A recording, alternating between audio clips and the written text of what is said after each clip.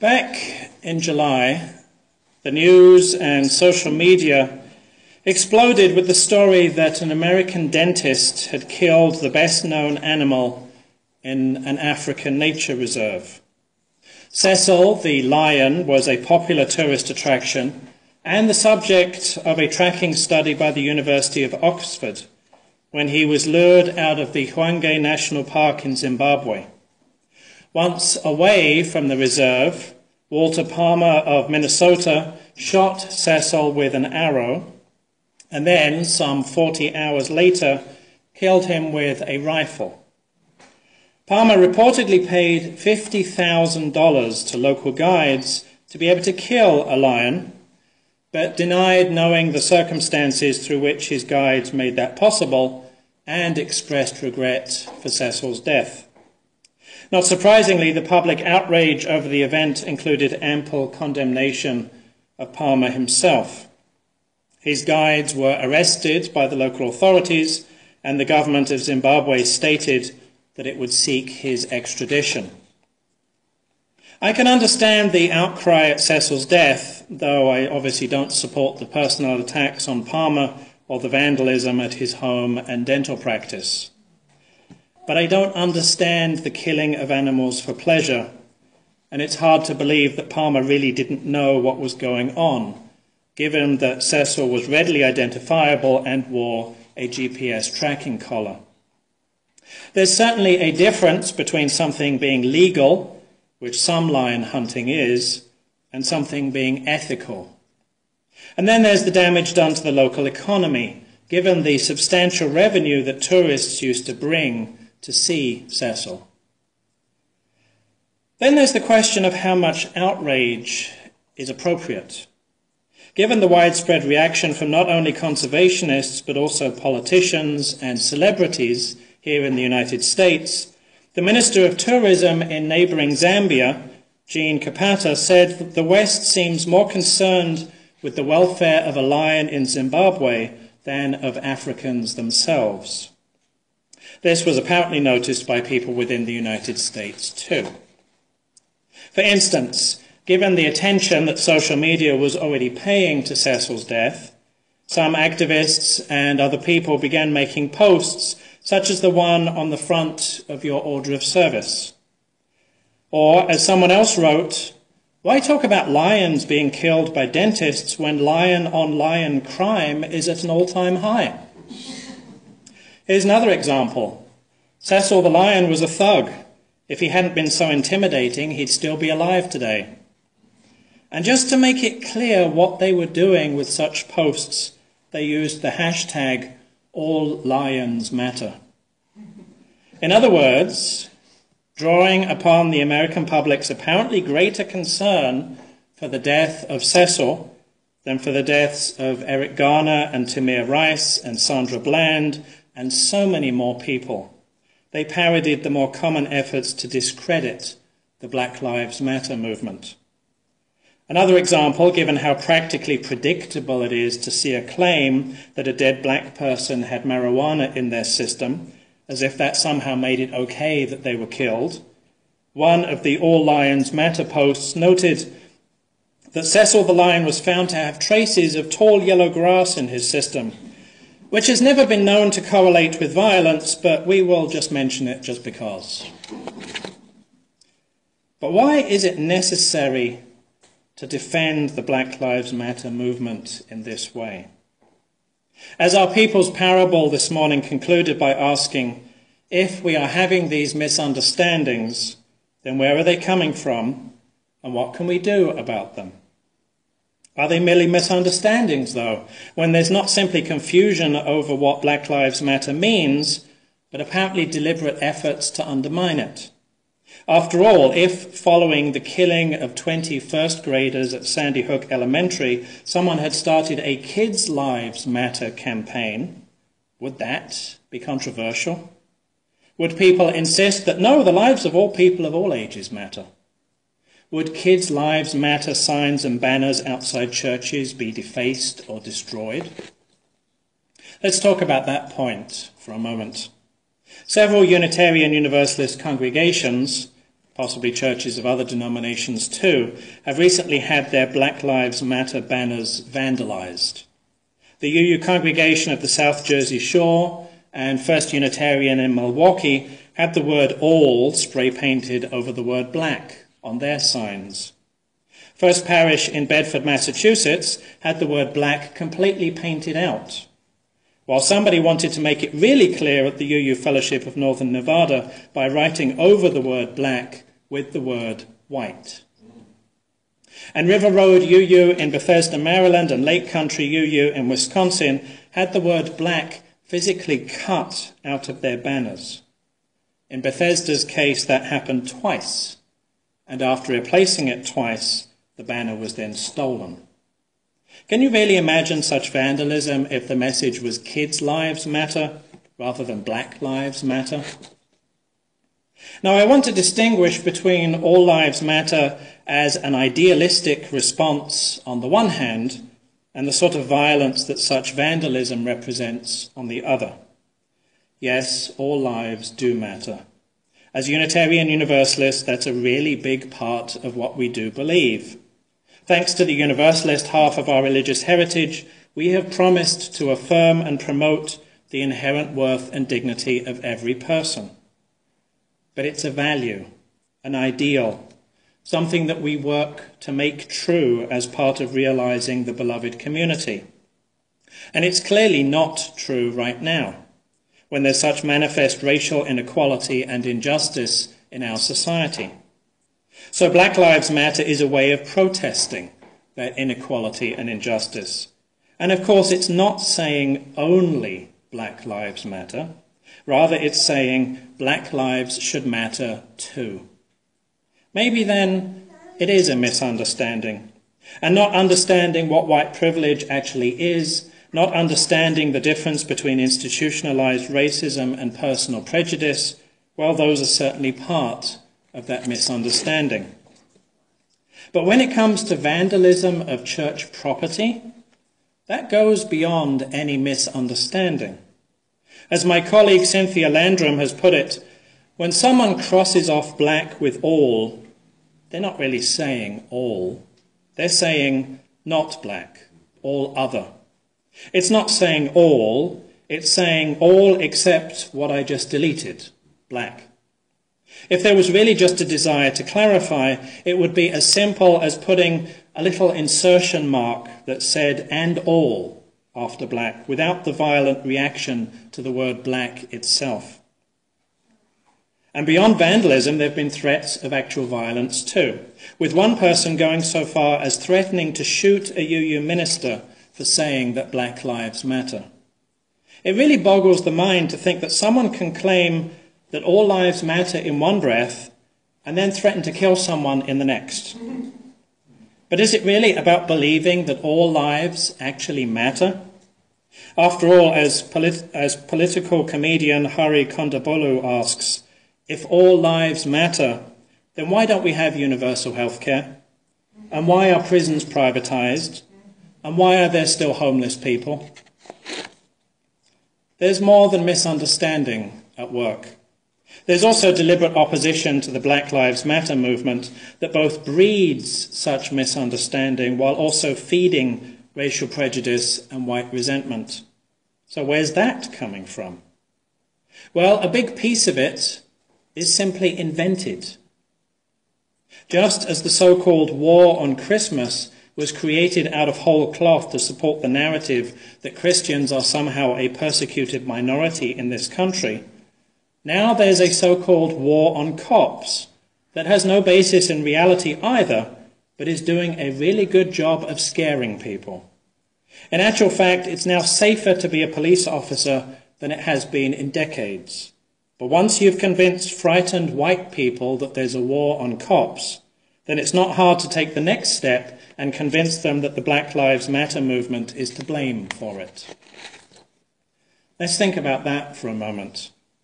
There's never been any doubt that being a police officer is not only challenging, but also dangerous. But according to the data, the fatality rate for police is now half what it was in the 1970s, and the number of non-fatal assaults has fallen as well. Moreover, when a police officer is killed, their killer faces the full weight of the law, which is as it should be, because it's not only a homicide but also an attack on civil society too. The flip side of that is that a civil society also requires that police officers be held accountable for their actions, particularly when unarmed civilians are killed. Such accountability is what the Black Lives Matter movement is demanding, and for that matter has issued statements specifically condemning violence against police officers. And once again, saying that Black Lives Matter doesn't mean that other lives, including the lives of police officers, don't matter. But it's not as simple as responding by saying that all lives matter, which is clearly not true when black men are 20 times more likely to be killed by police than any other category of people. Of course, when it comes to a fake war on cops or any other such false narrative, repeat it often enough and people will start to believe it. Why else would so many people blame President Obama for the gross mishandling of the national response to Hurricane Katrina, when of course that actually happened more than 3 years before he took office? But then such propaganda has long been part of the reactionary toolkit since the civil rights movement, casting activists as criminals and reframing the suppression of protests and demonstrations, including violent suppression, as upholding law and order. The rhetoric of being tough on crime was developed in reaction to the movement to end Jim Crow, and now it's being targeted against the movement to end the new Jim Crow. And that brings us to the final question asked at the conclusion of our people's parable. What can we do about it? Thankfully, there's no shortage of good advice out there. It's really not hard to find.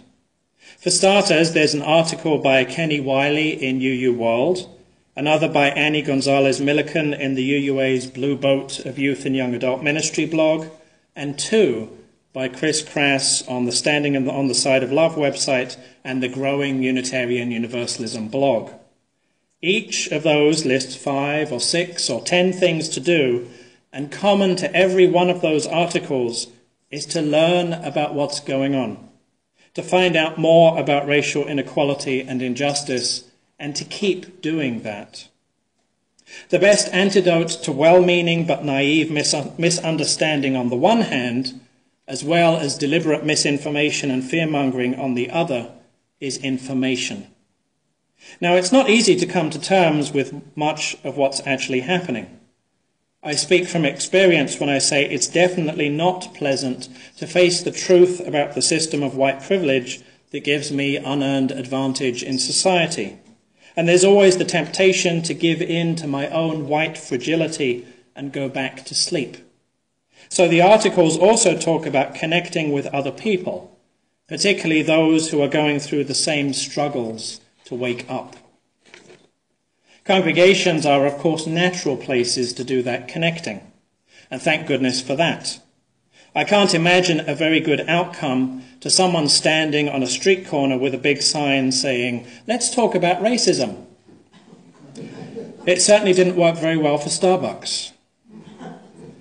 But more than learning and connecting, there's also the need for doing.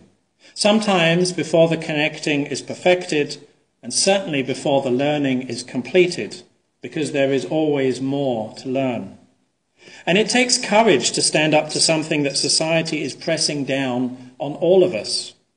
So those congregations I mentioned earlier, the ones that have had their banners and signs vandalized and then replaced them and kept replacing them for as long as the vandalism and even theft kept happening, well, it's appropriate to acknowledge their courage in speaking up and refusing to be silenced. But then there's what happened at Beverly Unitarian Church in Chicago, something that I'm guessing may have happened at other UU churches too. Beverly has an electronic sign out by the front of the road in front of their building. And earlier this month, they had it show Black Lives Matter in what they intended to be part of a, quote, series of different statements meant to engage the world and invite thoughtful, considered, and compassionate conversation. Well, they soon received comments ranging from the expected all lives matter response to accusations that the church was supporting criminals and terrorists.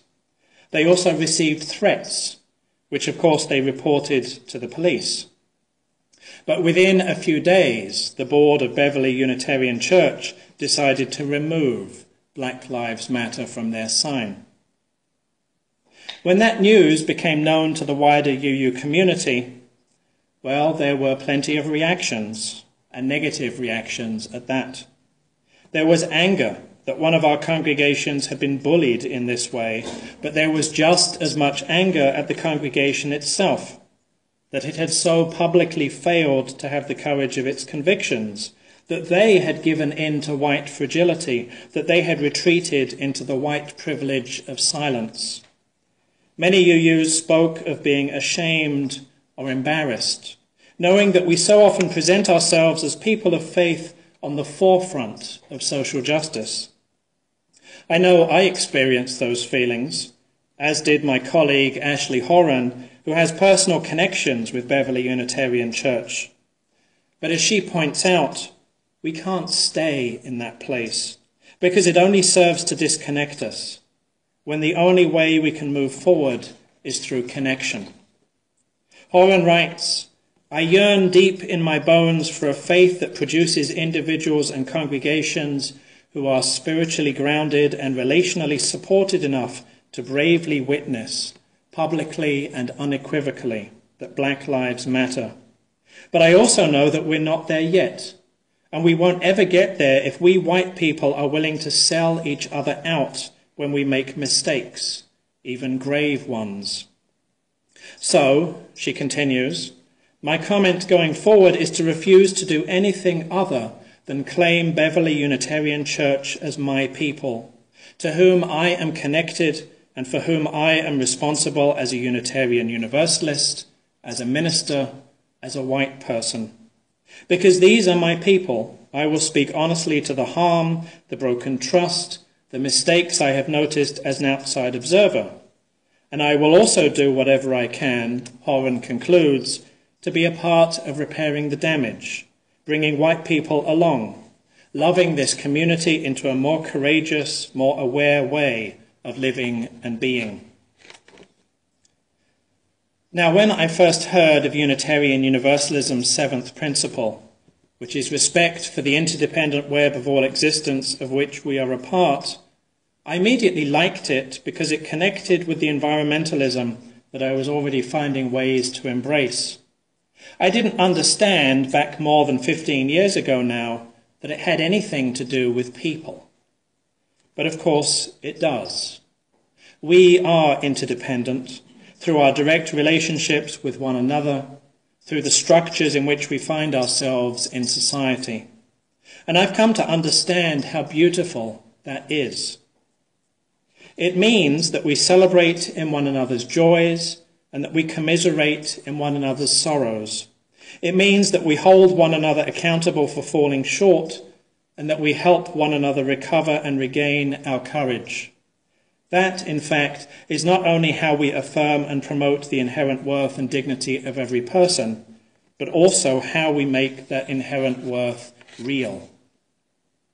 Next Sunday, we'll be celebrating the water communion. So remember to bring an ounce or two of water with you from home.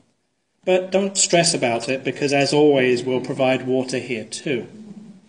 For those of you who haven't been part of a water communion before, it's a part of a service where I invite each of you to come up front, pour your water into a common bowl, and then share, if you're willing, what gifts, challenges, concerns, and/or hopes you are pouring into the life of this congregation.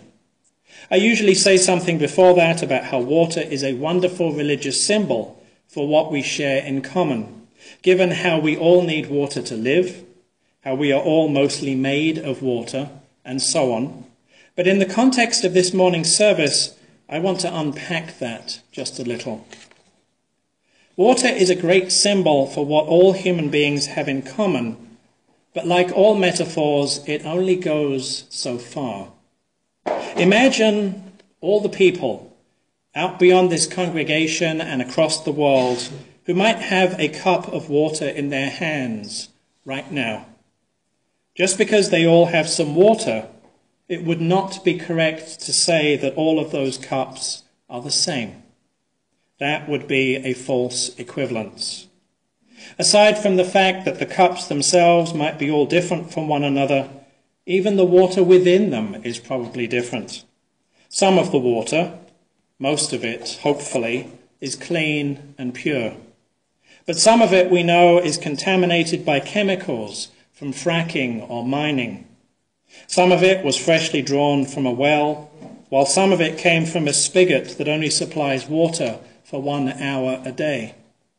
We all have water in common, but not all water is the same. And that's the thing we need to remember about generalizations. The specifics are just as important too.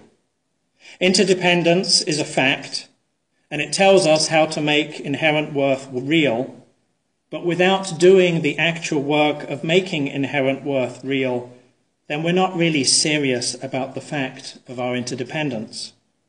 In the same way, if we truly believe that all lives matter, then that means that we will support Black Lives Matter too. And until the day comes when Black lives truly matter, then all lives matter is nothing more than an empty, oppressive slogan. As we join in this struggle, may we learn and connect and act. May we use whatever privilege we have been granted to support those whose rights are denied, calling for justice not just for all, but for each and every person, so that our society, our world, may live into its promise. May it be so.